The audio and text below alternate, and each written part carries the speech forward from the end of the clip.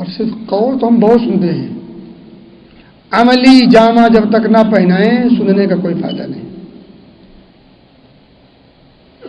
جب تک عملی جامہ نہ پہنا لیں، علم بغیر عمل کے کوئی فائدہ نہیں دیتا، علم بغیر عمل کے کوئی فائدہ نہیں دیتا، اور عمل بغیر اخلاص کے کوئی فائدہ نہیں دیتا۔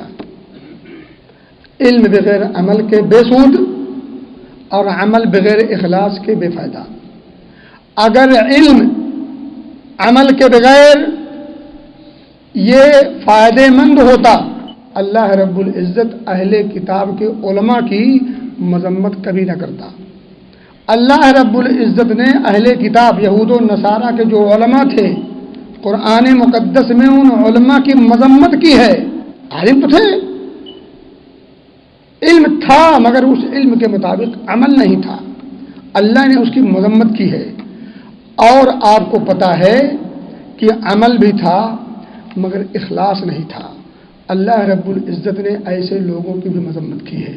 منافقین چاہے نہ چاہے ہر اس کام میں حصہ لیتے تھے جس کام میں سچے مخلصین صحابہ شامل ہوا کرتے تھے، ان چیزوں میں یہ بھی شامل رہا کرتے تھے، لیکن دل اس پر مطمئن نہیں تھا،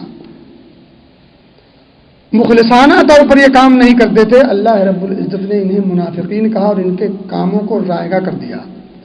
تو علم کے ساتھ عمل ضروری ہے، عمل کے ساتھ اخلاص ضروری ہے، تب یہ بات بنتی ہے، پھر رب کی بارگاہ میں قابل قبول ہوتا ہے، شرف قبولیت سے نوازا جاتا، پھر رب کی رضا حاصل ہوتی، اور رب کی رضا یہ عزت و سرخروئی کا پہلا زینہ ہے۔